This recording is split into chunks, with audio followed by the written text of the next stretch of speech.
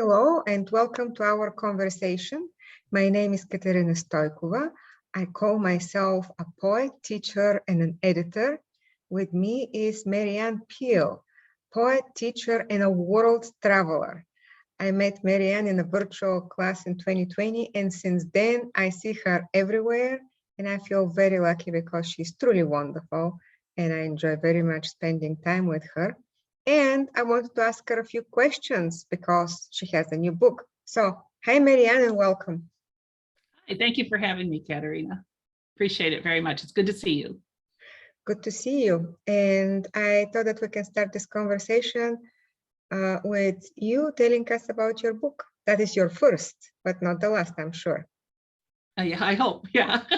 My new book is called No Distance Between Us, and it's published by Shadelandhouse Modern Press, which is right out of Lexington, Kentucky. And the way this book came to be, I was at a Kentucky State Poetry Society conference and just doing open mic there with a lot of other poets, having a wonderful time. And at the end of it, somebody came over and put a card over my shoulder and put it on the table. And it was the publisher from Shadelandhouse Modern Press. And she just wrote on her card, "I would like to work with you." So I was flabbergasted and so got in touch with her. And then from that point on, that was in 2019, I think, right before the pandemic started.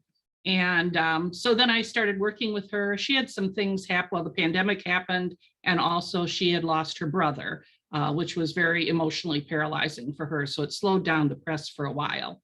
But over time, we worked together. And I also worked with a poet named Denny Knopfsinger. She helped me with editing this. And she also wrote a foreword for the book also. This actually wasn't the book that it was originally going to come out. I had originally shared a manuscript with Virginia Underwood about, it largely had to do with the coal mining town where I spent a lot of time growing up in Pennsylvania. And so I also had this other manuscript that I was thinking about starting with that has to do, moves around the world quite a bit. And she just felt with everything that was going on in the world, with the refugees, the fact that I also worked at Karatepe refugee camp in Lesvos, Greece. So she thought this would be a timelier book right now and wait on something else later. So I think she made a really good call there and a good decision. So this book ends up taking the reader on all sorts of journeys. And one of the journeys is to Karatepe. Another one for you to read some for us. Thank you. Okay. Would you like me to share the poems now? Absolutely. That'd be great.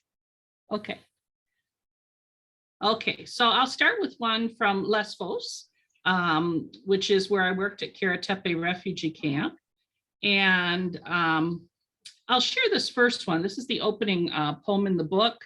And I think it captures a lot how many refugees feel when they lose their homes through either conflict or war or some kind of crisis that they're forced to leave. So I worked with people at Karatepe from many different places, predominantly Syria at that time. So this poem is called "Fear is the Sea That Carries Me." Beat off the Turkish shore by men with rigid batons, my body bruised because they did not want me here. I am one sinking raft away from safety. The smugglers take our money, my wallet of photos, my grandmother's engagement ring, which I wear on my finger. My right eye is still swollen shut, my balance crooked as I step onto the flimsy, overcrowded raft. My father tells me of lights on the rocky shore of Lesvos, how residents from town, from Mytilene, line their cars on flat places. And so we steer our raft toward makeshift lighthouses, hoping darkness will subside, hoping the night will not swallow us. My father tells me they wait for us with arms open. With blankets they will drape around our shoulders, a steaming cup of cardamom chai placed in our shivering hands. And that's one from that particular section of the book. I have a section on Ukraine in the book, and this one's called Luba's Place. Luba's Place. And this is before the current crisis in Ukraine happened. Luba's Place. I remember Luba crying at a Michigan meat counter years ago over prepackaged slabs of pork and beef, blood red, obscenely thick, rare in her world. Now, in Luba's Ukraine, the airport bathroom offers only a hole and 2 places to plant my feet. I am clumsy as I relieve myself, awkward as I straddle this foreign place. At Luba's house, everything looks tired. The washing machine decrepit, weary. Even the pig is exhausted. But the garden is alive, and she takes pride in the lattice that anchors the vines to her garden gate. Flocks meander lazily beneath a melancholy sky. Luba lights the stove with newspaper, tells stories of ancestors who covered their dead with white lace. She has become an old woman, a Ukrainian still life on a stoop in a babushka, who makes her own noodles, dries apples for compote, simmers borscht with grated beetroot in the wooden stove.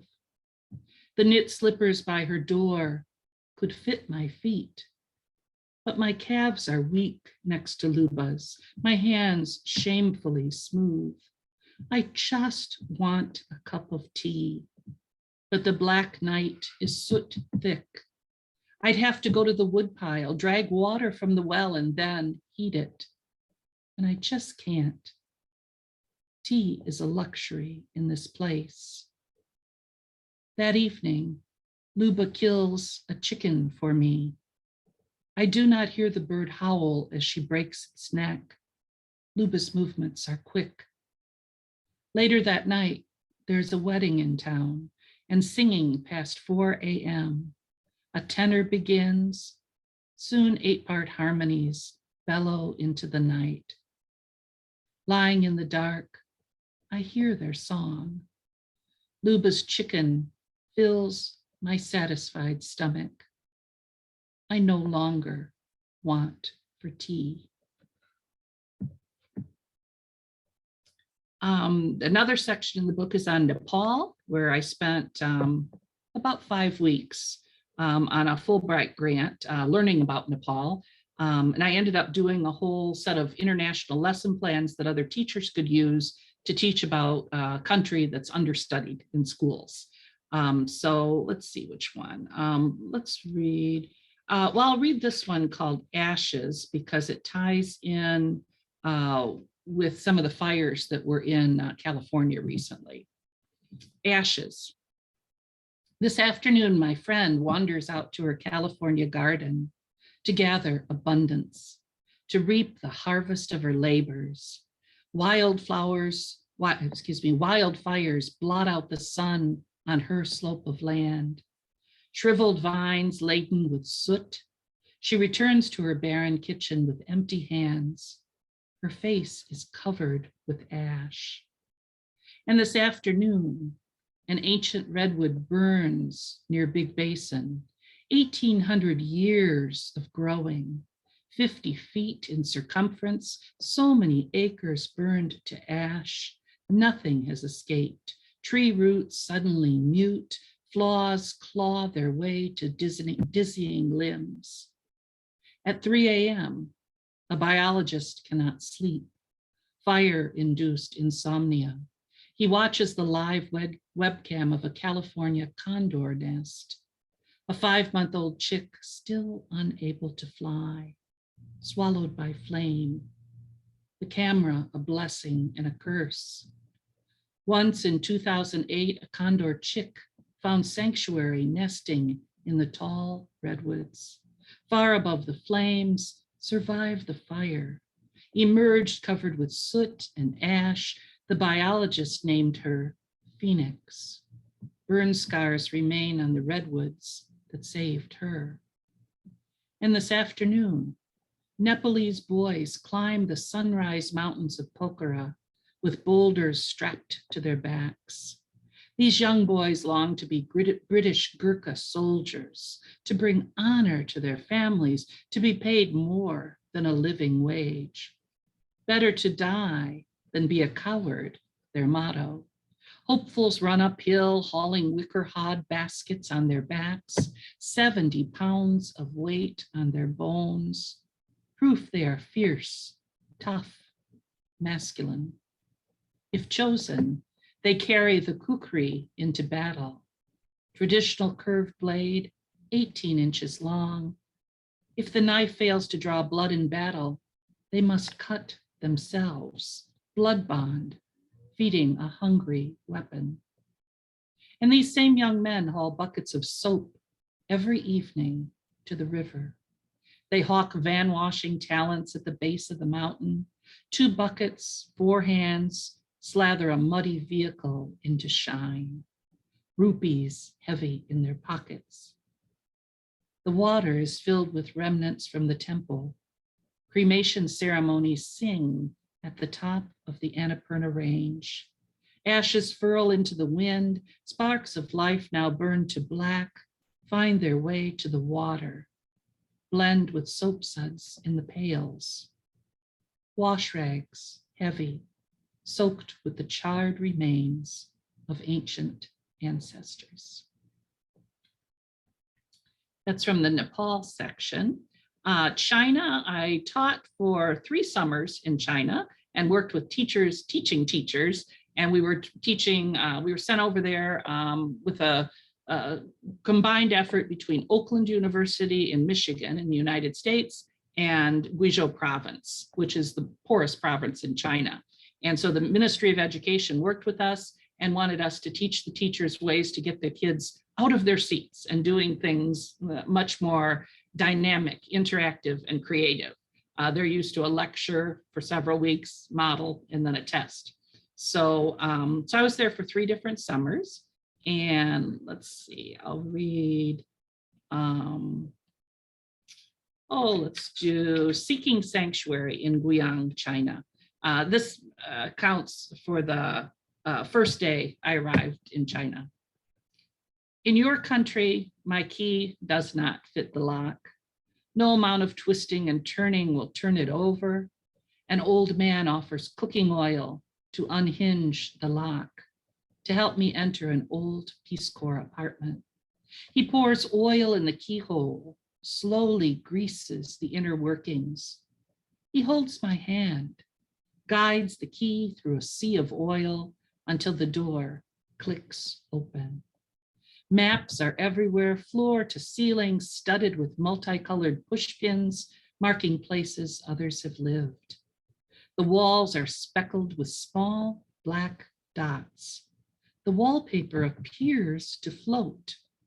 I turn to thank him. When I open my mouth to say "sheshe," thank you, black dots fly into my mouth. Frenzied mosquitoes swarm between my lips. The old man holds my chin firm with his thumb, clears my palate as his index finger gouges insects from my mouth. Later, at the market, I buy plastic for the windows, netting for my bed. I zip myself in, listen to mosquitoes bang against the windows. Outside, machines run all night long. Construction crews work beneath electric lamps, breaking concrete in the moonlight. And I'll read one more from the last section of the book, which kind of circles around to home. And let's see, I'll share a confession. I'm going to miss the trees the most, you tell me. On the sand in our anti-gravity chairs, we float toward and away from each other. You've let your hair grow gray, working its way from root to shoulders. Last year, you turned 50, cleaned out your closet, donated everything, including your red-soled stilettos, purged anything sensual, off-the-shoulder sweaters, spandex skirts, anything that snugged the curves.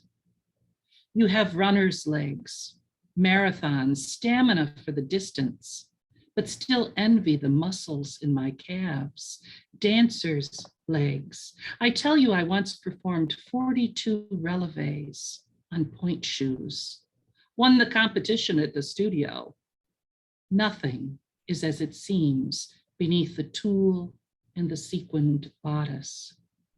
I choose to pad my toes with lamb's wool, rejected the synthetic pad, wanted nothing manufactured or artificial, wanted to feel the softness on my toes as I manipulated them into steel-toed shoes, 2 sizes too small. Soft pink ribbons up the ankles.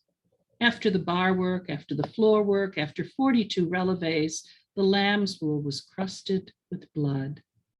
Sacrificial lamb, lamb for slaughter. You tell me you lost 1 toenail at a time in Greece,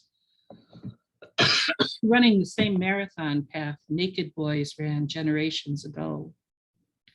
You look out onto an alley, bougainvillea emerging from cracks in the rocks. From cracks in the bricks, there's a name for this emergence of stems and flowers and vines from stone, but you have forgotten it. A mustached man serenaded you with a klezmer tune on his clarinet, lured you into his restaurant with a song. You shared the same cigarette. Fire passed between you. He promised to meet you at the finish line with an Efes beer from Turkey, a lit cigarette. Today, you tell me you will miss the trees the most. You imagine yourself erased, just gone. You are a shroud of open weave, mesh, and light. Sitting in a wicker rocker, listening to your daughter play Moonlight Sonata. Beethoven on an autumn afternoon. You imagine Beethoven sawing the legs off his piano, hearing the vibrations through the floorboards.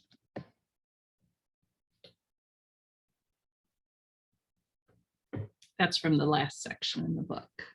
Thank you, Marianne.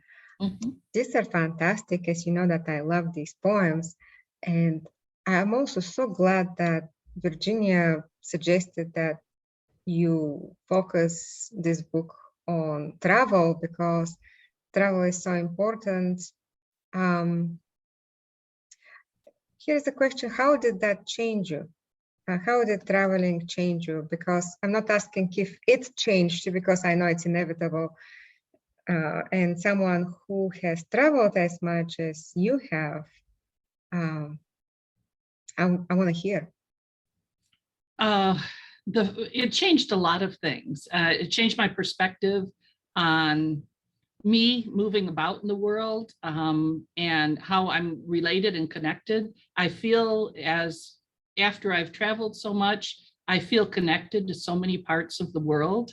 And in many situations, a part of the reason I went to Karatepe was because the political climate here in this country at that time, and in some ways it still is, was very much against refugees. And I wanted to be the face of somebody who saw and thought, there's a person from America. There is somebody here representing America that is compassionate and wants to reach out.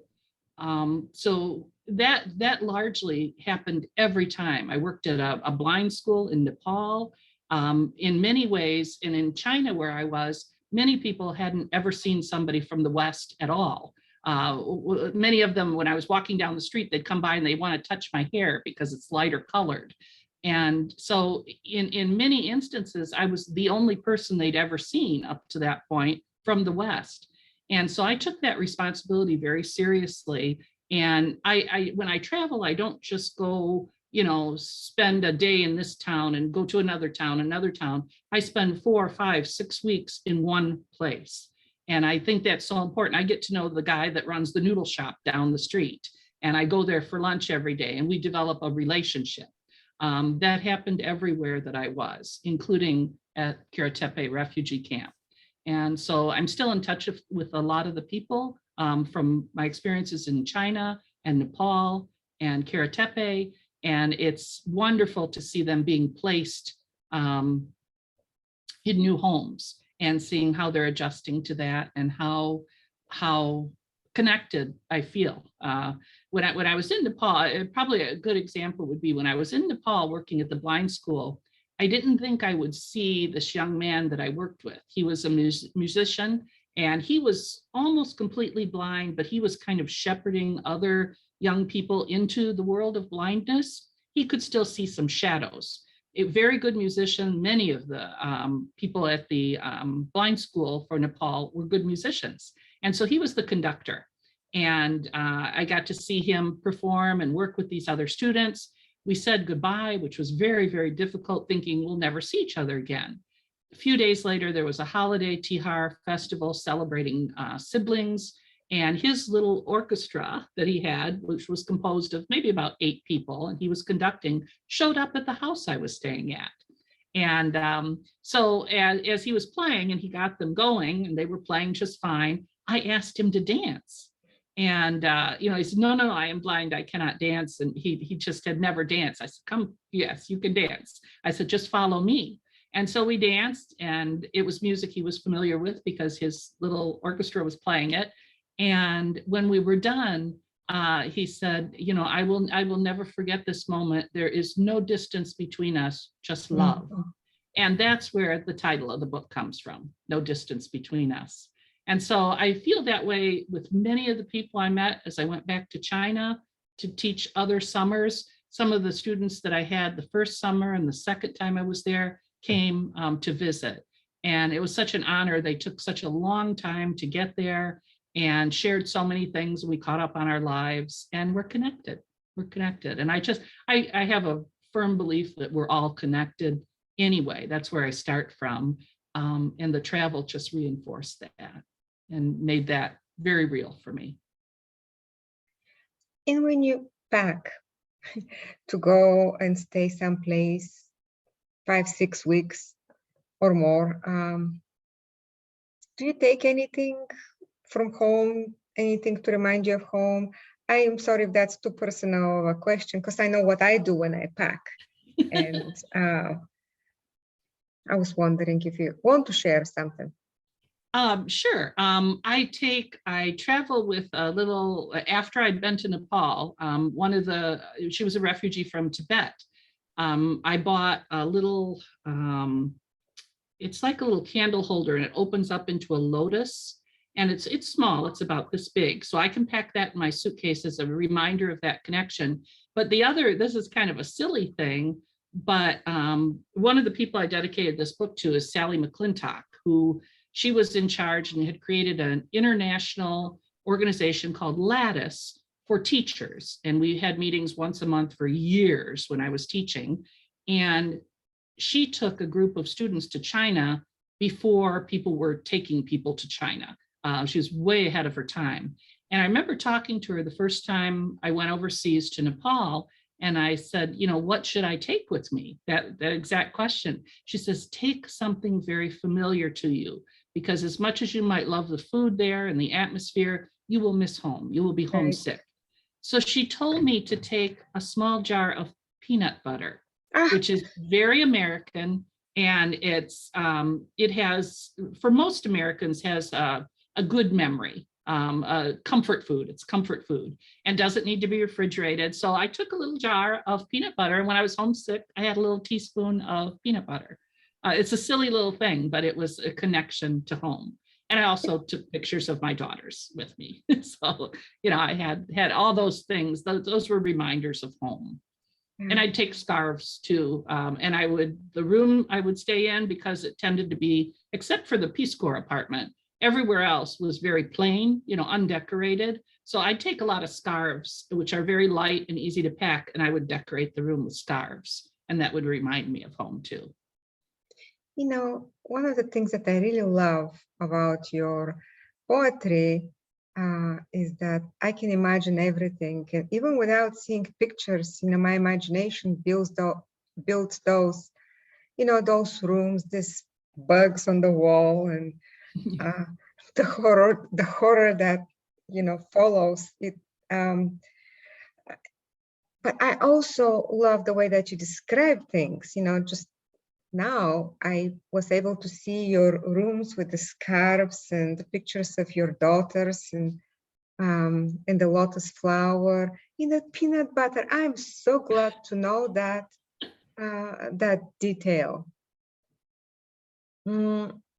So here's another question. I travel a lot and I don't have any pets because of that. Do you miss having, well, first of all, I'm assuming you don't have pets. Maybe you do. If you do, please tell me. And if not, do you miss? I used to. I had a cat, and I had her for 21 years. And so when I traveled, when I had my cat, usually it was my daughters in combination with some friends that would come over and take care of the cat. But I don't have any, I have no pets now for that reason, because we like to be able to just pick up and go. And it's much harder to do when you have pets. But I miss my cat terribly. And she got really sick, and it took me longer than it should have to ease her out of her misery. But I miss her, and she was my cat. And my daughters used to joke that anytime I sat down, if I sat down, they would count to 5, and within 5 seconds, that cat would be in my lap or laying on my chest. So I miss her very much, but that is exactly why I don't have pets right now, so that I can travel. Yeah. So, well, I know that, well, before I move on too far away from the book, I would love for you to tell us about the cover image and if there is a story with it.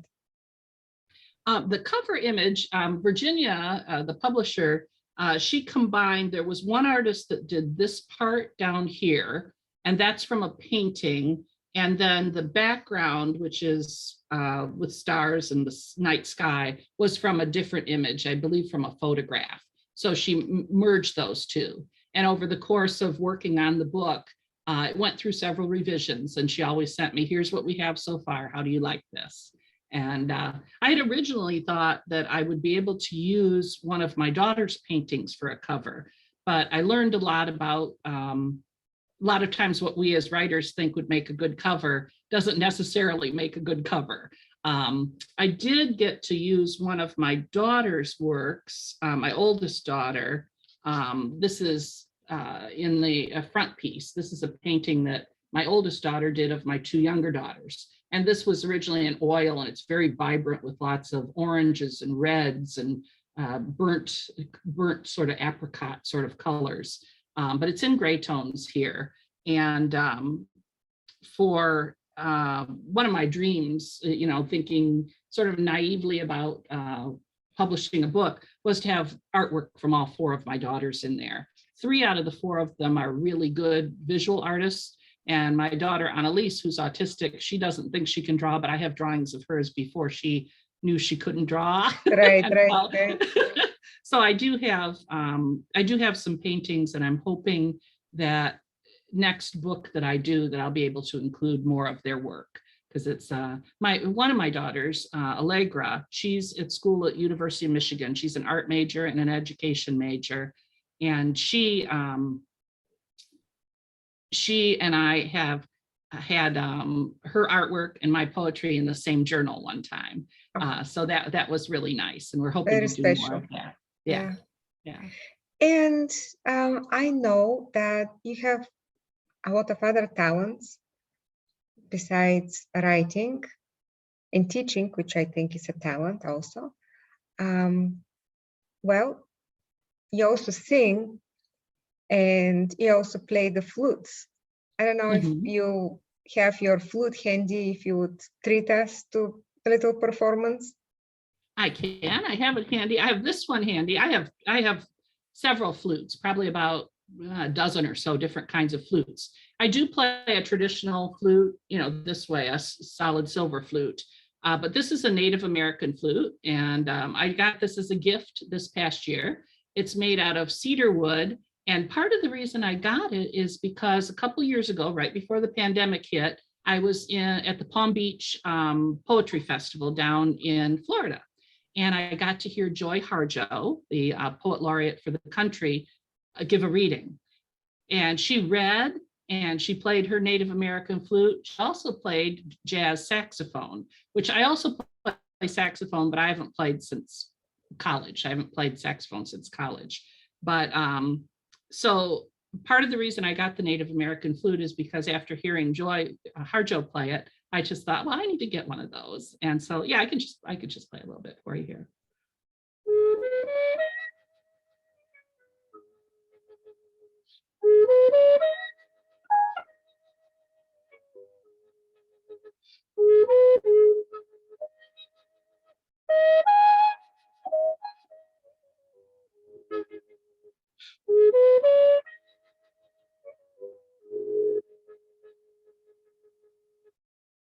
Has a real pretty sound and pretty easy to play. Anyone can pick one of these up and play it.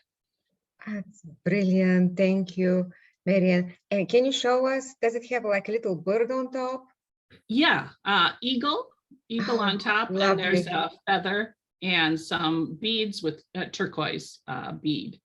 That is wonderful. Lovely. Thank you. It's very light. And I have heard you, I don't know, read poems and you sing in the middle of them, break into a song. Do you have one of those poems that you could possibly read to us? And I don't know if I have. Well, I don't have any of those that I could break in a song, but I could. Oh, I know what I could do. Okay, there's a poem in here about Saturday night at the Symphony, and that goes well with maybe some singing. Okay, let's see. Let me read the poem first. Okay, it's fairly short. It's called Saturday Night at the Symphony. She used to sit on the fire escape Saturday nights, waiting for the symphony to begin. Couldn't afford a real ticket, not even to a Sunday matinee. Cheap seats, standing room only, nosebleed section. She didn't mind the rust on the fire escape, the way it left a waffle pattern on her backside, on the soft underneath of her thighs. I marked my calendar, deliberately walked her alley every Saturday night, watched her close her eyes as the overture began, the way she leaned her head on the railing. Wished I'd brought her a pillow or a cup of hot cocoa or a plaid shawl to wrap around her shoulders. I watched her conduct, first with one hand, then both. She cued in the trombones, extended her right hand to the tipping point of the slide. When the cello section played, she put both hands to her throat as if she couldn't breathe. Allowed an exhale only when the strings finished on a Picardy third. She swayed forward and back as the bassoon played, executed a slow chromatic scale, eighth note by eighth note until it landed at the valley of its range. When the piccolo played, she jumped from step to step, marched her feet to the first of a quartet of 16th notes. She arabesqued her way up the fire escape, took flight among stars, pulsing to the rhythm of her own improvisation.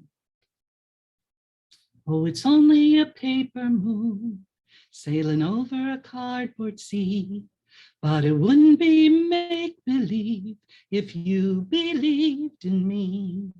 Without your love, it's a honky-tonk parade. Without your love, it's a melody played in a penny arcade. It's a Barnum and Bailey world, just as lonesome as it can be. But it wouldn't be make-believe if you believed in me. Wow, Marianne, thank you. I don't know a single person who has met you that doesn't believe in you. Well, thank you. Tell us, what are you working on now?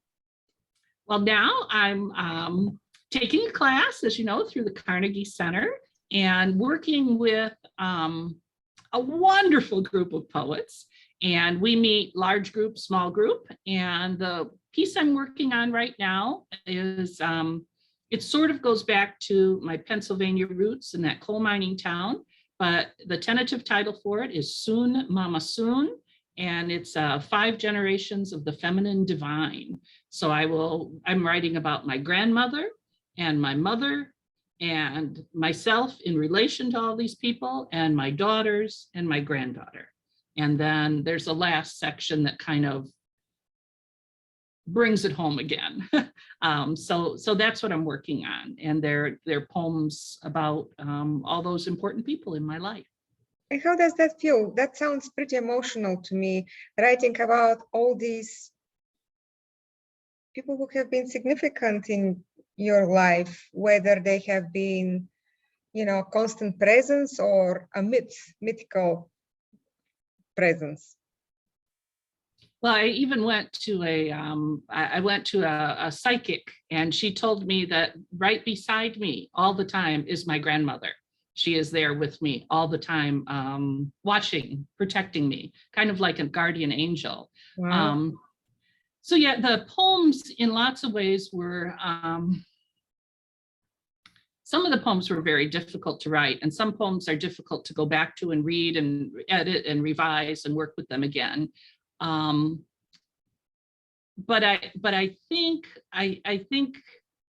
there's sort of a vibration between all the poems in the book that I'm liking, and works that are paired together, or a section. I'm hoping each section works together like that. And it's an homage to these people in my life, but it's also, it's not all. I had a very difficult relationship with my mother, for example, and so that comes out in the book. My daughters have gone through a variety of different things, and my daughter Annalise became kind of the central focus of the family. When you have a child that has some kind of difference, or she's autistic, and so all the energies of the family go toward that child, and sometimes leaving other children on the back burner, not getting as much attention as they probably should. But that's become a part of the way of our life with our family. And, we take care of each other. I'm really grateful that my 4 daughters are very, very close, and they look out for one another. So they've read, I think, almost all of the poems in the section about the daughters, and are fine. They're happy that they're going to be in the book. So there's, I had to make sure that it was balanced, because I know they count how many poems are about me, and they wonder about that. But I think I've balanced it okay. And in some ways, I don't label each poem about which daughter it's about, so the reader just imagines these 4 daughters. It could be about any of them. But I think as you read the manuscript, you can tell who's who, but they're not necessarily clumped together. And I did that on purpose. So we'll see if it works. It's still in the process of ordering and revising. Yeah, I can't wait to read that collection. So, it sounds like it would be a long book, or am I just imagining things? Right now, in its draft form, it's 120 pages. Wow. And that includes section divisions, and I tend, as you know, to write narrative poems, which tend to be longer, but there are several shorter poems in this book too, to balance. And I'm experimenting with prose poetry in this book too for the first time. So there's about 5 of the poems are prose poetry, and that's brand new to me. That's great. And I have one question that I ask all my guests who are teachers. And this is, what is the most important thing you teach your students? If there is one thing, okay, maybe 2, but if there is one thing that you want them to remember and learn from you, what is it? probably to keep their eyes wide open and pay attention what's going on in their lives, in the world, that sort of coming to things with a sort of wide-eyed innocence, so that things aren't just blasé or blah, or I think I've tried to teach my students, and I taught for 32 years, and I would frequently change my lesson plan based on what I heard on the radio. I listened to NPR on the way to work. And so if something comes up in the world, I would shove my lesson plan aside and deal with that, or I'd find a way to interconnect those two things. But just paying attention, just absolutely just paying attention, not only to the world, not only to how they're feeling about things, the interconnectedness they have with other people, honoring that, paying attention to that, slowing down, being mindful about every moment and paying attention. Thank you so much. As always, pleasure spending time with you, Marianne. Thank you, Katerina. It's been wonderful being with you.